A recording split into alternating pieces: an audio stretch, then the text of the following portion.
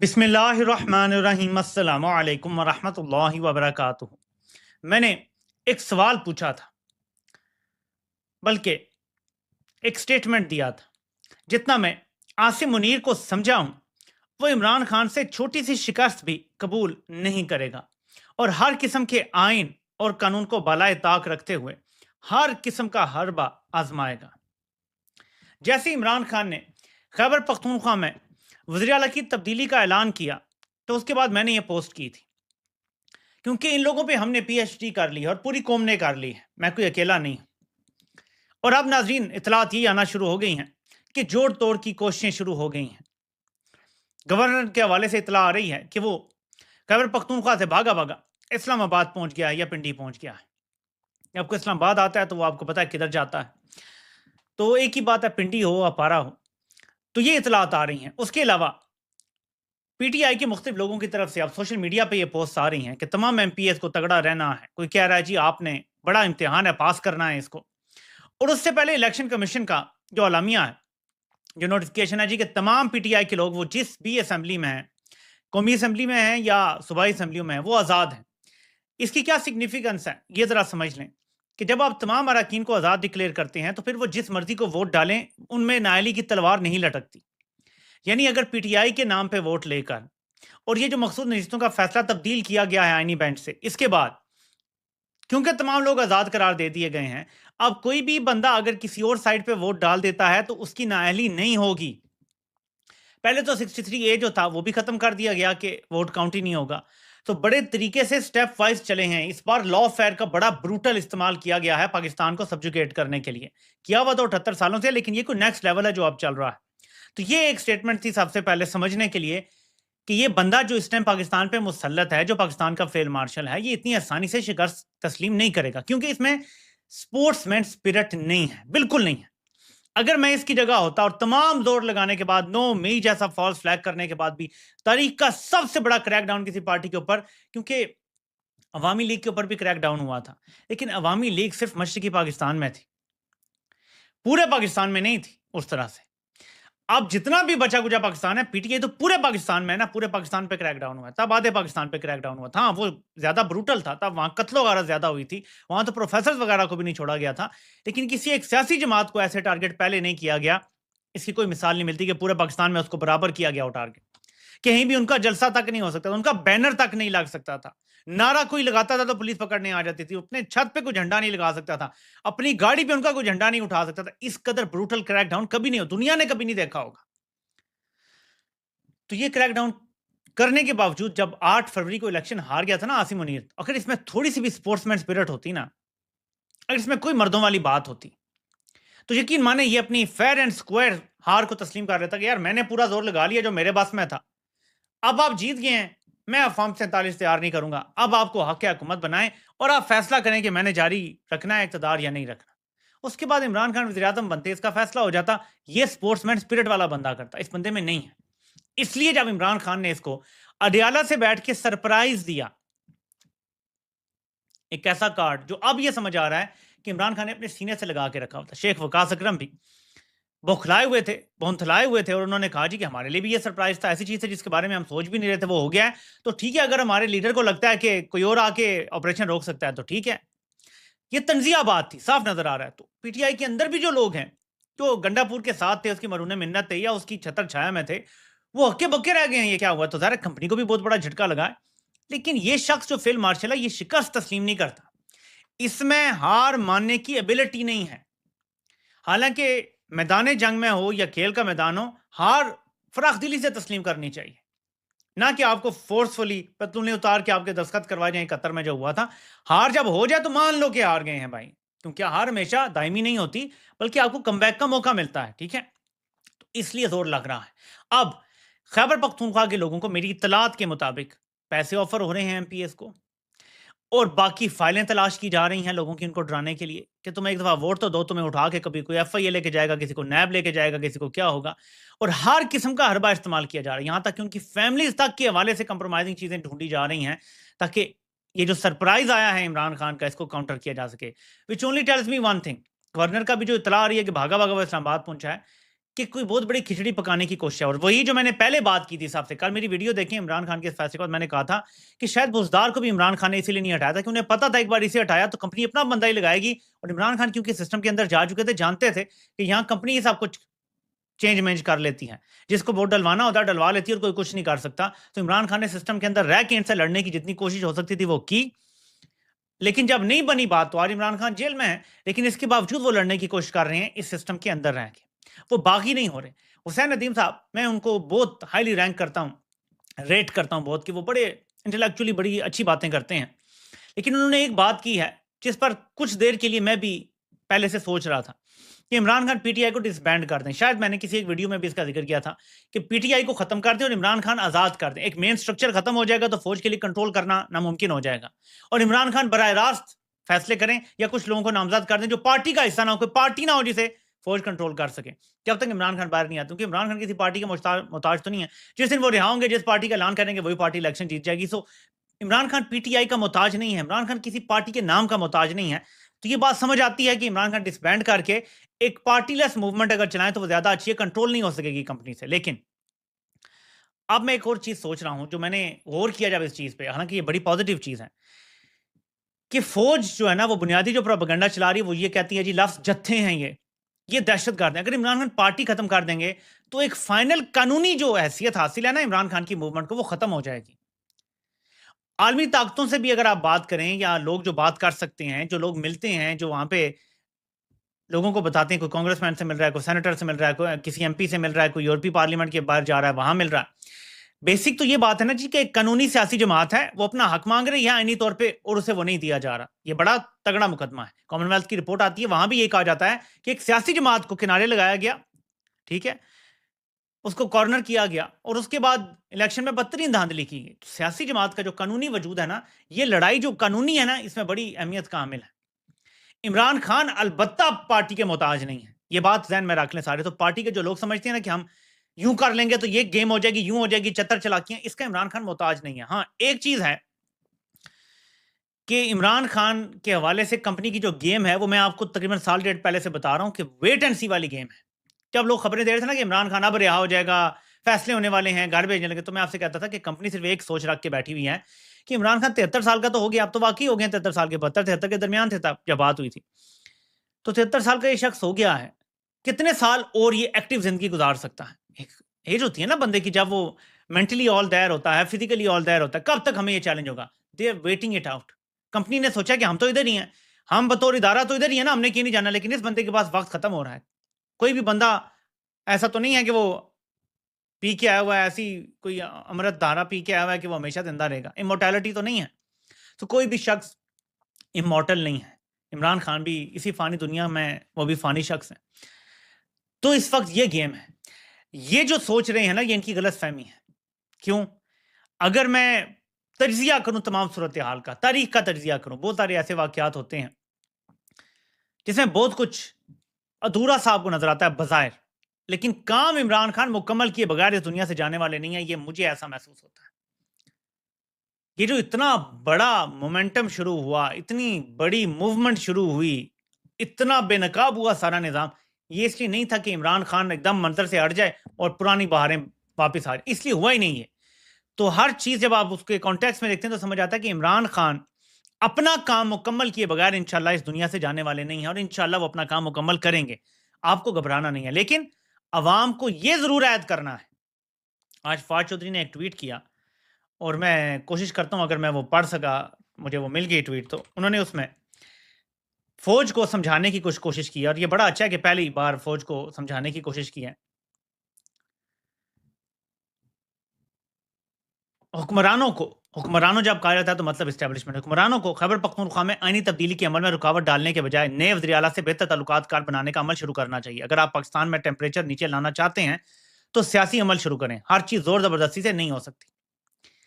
یہ فواد چودھری نے کہا جی کہ ٹیمپریچر نیچے کریں, ٹھیک ہے جی, یہ انہوں نے ایک بات کی ہے. اب اس بات کو آپ نے سمجھنا ہے کہ لڑائی جو ہے وہ ہے, بلکہ ایک اور چیز بھی فواد چودھری نے کی, میں چاہتا ہوں کہ میں اس کی آپ سے بات کروں کہ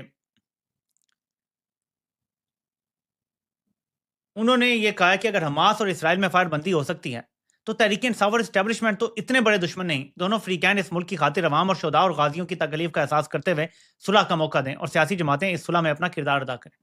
اس کو ایک لڑائی بنا کے پیش کیا جا رہا ہے۔ یہاں پہ میں تھوڑی سی اصلاح کرنا چاہتا ہوں فواد چودھری کی۔ یہ کوئی عمران خان کی ذاتی لڑائی نہیں ہے عاصم منیر سے۔ ہو سکتا ہے کہیں پیچھے شروع ایسے ہوا ہو عاصم منیر کی طرف سے کہ اس نے سوچا ذاتی لڑائی میں نے اس کو رگڑنا ہے، لیکن عاصم منیر سے پہلے بھی یہ ہو چکا۔ باجوہ نے پیٹھ میں خنجر تو باجوہ نے گھونپا نا، تو تب ہم یہ سوچ سکتے ہیں کہ may be it doesn't start that way. لیکن عمران خان کو جیسے جیسے آگے جا کے اندازہ ہوتا گیا کہ فوج کس حد تک ملک دشمنی کر رہی ہے، اب یہ ذاتی لڑائی نہیں ہے۔ اگر یہ اس ٹائم پرسنالٹی کلیش تھا بھی، اگر کسی طرح سے اگر آپ سوچیں، یہ پرسنالٹی کلیش نہیں ہے۔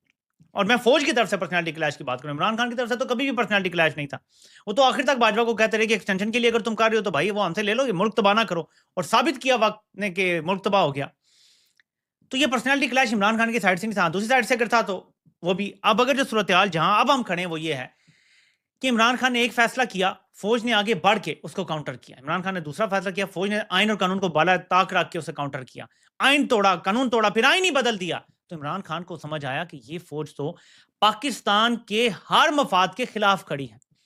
تو اگر یہ پہلے ایک معمولی جدوجہد تھی، اب یہ بہت بڑی جنگ بن گئی ہے۔ وقت کے ساتھ ساتھ فوج نے سٹیکس خود ہائی کیے ہیں۔ عمران خان نے جب پنجاب اور خیبر پختونخوا کی اسمبلیاں توڑی تھیں، فوج نے کیوں پنگا بازی کی تھی الیکشن روک کے؟ فوج ہونے دیتی الیکشن؟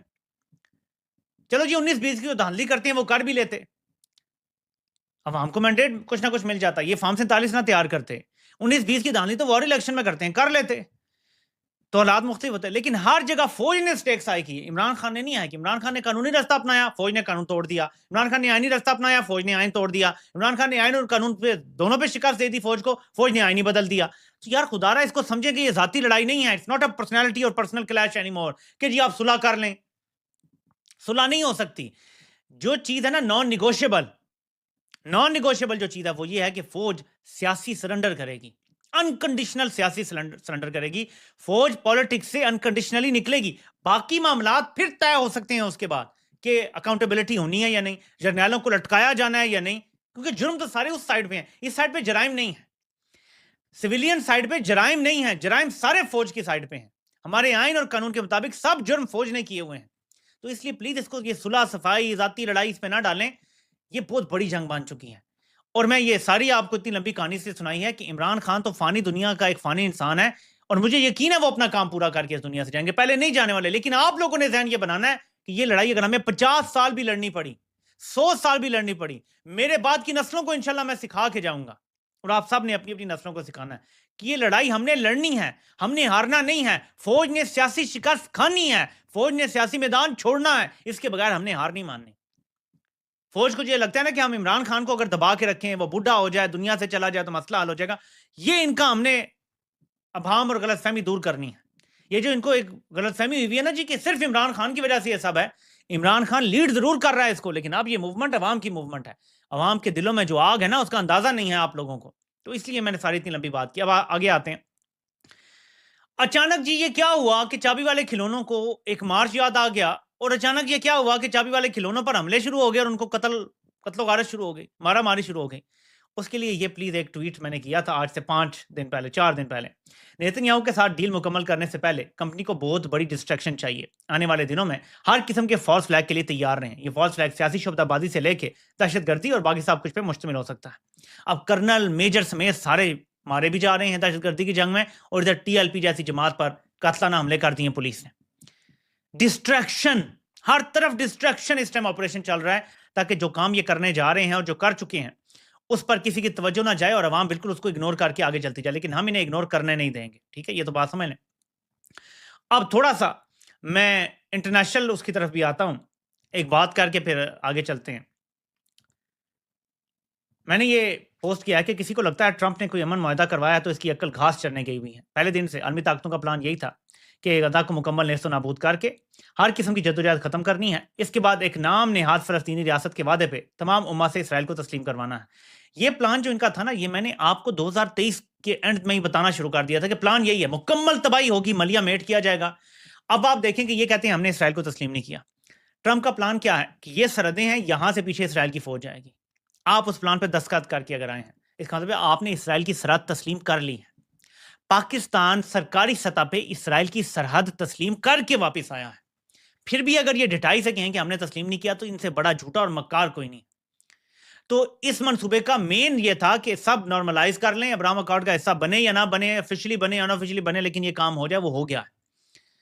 اب آگے جو بھی ہونا ہے اس میں آنے والا وقت ہمیں بتائے گا کہ فردر کیا سٹیپس لیے جائیں گے. لیکن دعویٰ یہ کیا جا رہا ہے جی کہ امن معاہدے پہ عمل درآمد شروع ہو گیا. لیکن اس دوران 2 انٹرنیشنل نیوز آؤٹ لیٹس نے خبر دی ہے کہ اسرائیل نے غزہ پہ پھر سے بمباری شروع کر دی ہے, جو کہ سب کو یقین تھا کہ ایک بار اگر مغوی لوگ بازیاب ہونا شروع ہو گئے تو دوبارہ بمباری شروع ہو جائے گی, اور وہی ہونا شروع ہو گیا ہے. تو میرے پاکستانیوں, صورتحال یہ ہے کہ ہمارے والے ہر چیز لکھ کے دے آئے ہیں, لیکن دوسری طرف سے کوئی گارنٹی نہیں ہے کہ وہ معاہدے کی پاسداری کریں گے یا نہیں کریں گے. باقی مغوی بازیاب ہو جائیں گے, اس کے بعد ادھر سے نیتنیاہو کہے گا جی ہم جیت گئے ہیں, اور اس کے بعد اس کی جو مرضی وہ کرے گا, اس کو روکنے والا کوئی نہیں ہے. اور ان کو پتہ نہیں ہے, یہ امہ کے ہاتھ کاٹ کے ان کے حوالے کر آئے ہیں. دیکھیں پاکستانی عوام کیسے سینیٹر مشتاق صاحب کا ویلکم کر رہے ہیں اسلام آباد انٹرنیشنل ایئرپورٹ پہ. یہ آپ کو نظر آ رہا ہے, یہ دیکھیں سینیٹر صاحب کھڑے ہیں اور عوام ان کو ہیرو والا ویلکم دے رہی ہیں. اب اچانک جماعت اسلامی کے لوگ بھی جو ہیں وہ کہیں گے ان کو اونرشپ دے رہے ہیں, جو پہلے نہیں دے رہے تھے. جب یہ اکیلے کھڑے تھے نا, مارچ کر رہے تھے, اسلام آباد میں کھڑے تھے, تو ان کو ان کی اہلیہ کو کبھی مارا جا رہا تھا, ان کو اٹھا کے ڈیالہ ڈال دیا گیا, کیا نہ کیا. تو تب جماعت اسلامی ان کے ساتھ نہیں کھڑی ہوئی. اب جب وہ اتنے مقبول ہو گئے تو جماعت اسلامی آ کے یہ فائدہ اٹھانے کی کوشش کر رہی ہے. تو میں ان سے کہوں گا کہ آپ کو شرم آنی چاہیے, اصول کے ساتھ کھڑے ہونا چاہیے. اور اصول کے ساتھ میں دیکھ رہا ہوں پی ٹی آئی کے لوگ کھڑے ہیں. تحریک لبیک والے سب سے زیادہ جو گالیاں دیتے ہیں نا, وہ پی ٹی آئی والوں کو دیتے ہیں. لیکن جب تحریک لبیک والوں پہ ظلم و جبر ہوا ہے اور ابھی ہو رہا ہے, تو پی ٹی آئی کے سارے لوگوں نے سپورٹ کر رہے ہیں کہ یار یہ نہیں ہونا چاہیے, مارا ماری نہیں ہونی چاہیے, قتل و غارت کا کسی کو کوئی حق نہیں ہے. یہ ایک اچھی چیز ہے. سینیٹر مشتاق, میں آپ کو پہلے بھی بتا چکا ہوں کہ عمران خان کی حکومت کے دور میں ناجائز تنقید کیا کرتے تھے عمران خان پہ, وہی جو جماعتیوں کا ایک پرانا وتیرہ ہے. لیکن تحریک انصاف کی پوری جماعت جو ہے, سوشل میڈیا کے جو سپورٹر تھے, وہ ان کو سپورٹ کر رہے ہیں کہ انہوں نے ایک اچھا کام کیا. تو یہ ایک بڑی گروتھ ہے, میچورٹی ہے جو پی ٹی آئی کے سپورٹرز میں آ گئی ہے, کہ وہ صحیح کام کی سپورٹ کرتے ہیں, اور غلط کام اگر اپنا سابق وزیر اعلیٰ علی امین گنڈاپور بھی کرے تو اس کو بھی سپورٹ نہیں کرتے.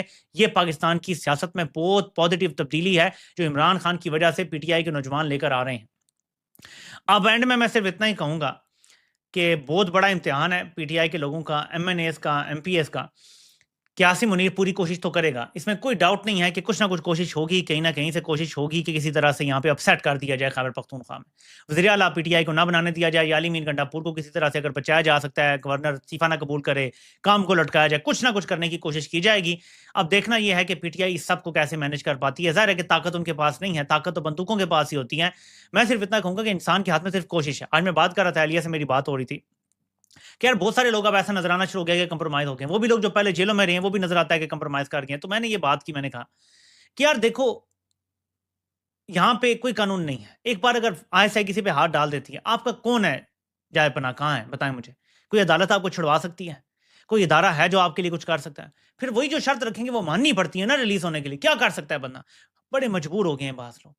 اچھا, کینڈس اوونس کا میں دیکھ رہا تھا پروگرام, اس میں وہ کہتی ہے جی کہ مجھے بینک کرپٹ کرنے کی کوشش ہو رہی ہے, میں نے سارے ثبوت اپنے دوستوں کو دے دیے, مجھے کچھ ہوا تو وہ سب پبلک کر دیں گے. ان کے 2 طریقے ہیں, وہ پھر سیونی ہو یا ہماری اسٹیبلشمنٹ ہو. یہ آپ کو فزیکلی بھی ماریں گے, لیکن اگر فزیکلی نہیں مارتے نا تو آپ کو بینک کرپٹ کرنے کی کوشش کریں گے. یہ جو لوگوں کے بینک اکاؤنٹ بند ہو رہے ہیں پوری فیملیز کی, کیا ہے, جب ایک بندے کا معاش بند کر دیں گے, اس کو نوکری کہیں نہیں کرنے دیں گے, نکلوا دیں گے, اس کے بچوں کو اسکول نہیں جانے دیں گے, آپ مجھے بتائیں کہ آخر بندہ کب تک لڑ سکتا ہے؟ ہر کوئی عمران خان نہیں ہے بھائی, عمران خان ایک ہی ہے, ماں نے ایک ہی جنا ہے عمران خان, وہ لڑ رہا ہے, ہر قیمت چکانے کے لیے تیار ہے, اس کا خاندان ہر قیمت چکا رہا ہے, لیکن ہر پاکستانی یہ نہیں کر سکتا. اس لیے اس جنگ میں جس نے جتنا عرصہ لڑی, بہت بہت شکریہ. جب نہیں لڑ سکتے, فی امان اللہ, نئے لوگ آ جائیں گے. اور یہ جنگ اتنی بڑی ہے کہ کوئی عمران خان پہ احسان نہ جتائے کہ میں نے جی 2 سال جیل کاٹی تھی. یہ جیل آپ عمران خان کے لیے نہیں کاٹ رہے, یہ آپ اپنے مستقبل کے لیے کاٹ رہے ہیں, اپنے بچوں کے مستقبل کے لیے کاٹ رہے ہیں. اسی طرح جو مشکلیں مجھ پر آئی ہوئی ہیں, وہ میں کسی پہ احسان نہیں کر رہا, وہ میں اپنی اور اپنے بچوں کے مستقبل کے لیے کر رہا ہوں. آپ لوگوں کو بھی یہ کہوں گا کہ یہ جذبہ ہونا چاہیے. کل کو عمران خان کیا کہے گا کہ میں نے قوم پہ احسان کیا جیل میں, وہ نہیں کہے گا. وہ کہے گا مجھ پر ذمہ داری تھی کیونکہ اللہ نے مجھے مقام اونچا دیا تھا, میری پاپولیرٹی ایسی تھی, عوام مجھ پہ اعتماد کرتی تھی, تو اس کے بدلے مجھے یہ قربانی دینی تھی. ہر بندہ اپنے اپنے حصے کی قربانی دے گا تو یہ موومنٹ کامیاب ہوگی. اس لیے یہ جذبہ صاحب میں ہونا چاہیے. باقی جو جنگ میں ساتھ ہیں ہمارے, سو بسم اللہ, جو نہیں ہے فی امان اللہ. اللہ آپ کو خوش رکھے, اور جب آپ تھکتے جائیں تو سائڈ پہ ہٹتے جائیں، بیچ میں نہ رہیں، منافقت نہ کریں، ان کی سائڈ لینے کا نہ سوچیں، تھک گئے ہیں تو سائڈ پہ ہو جائیں، اگر جیل نہیں جانا سائڈ پہ ہو جائیں، معافی مانگ لیں، پاؤں پکڑ لیں، لیکن یہ نہیں ہو سکتا کہ آپ جنگ میں بھی کھڑے رہیں اور منافقت بھی کرتے رہیں، یہ کسی کو قبول نہیں ہے۔ شاید علی مین گنڈا پور سے یہی غلطی ہوئی ہے، اگر وہ جنگ مزید نہیں لڑ سکتے تھے تو میرے خیال میں ان کو پہلے ہی خود ہی سائڈ ہو جانا چاہیے تھا، اور سب کو یہی کرنا چاہیے جو جنگ نہیں لڑ سکتا۔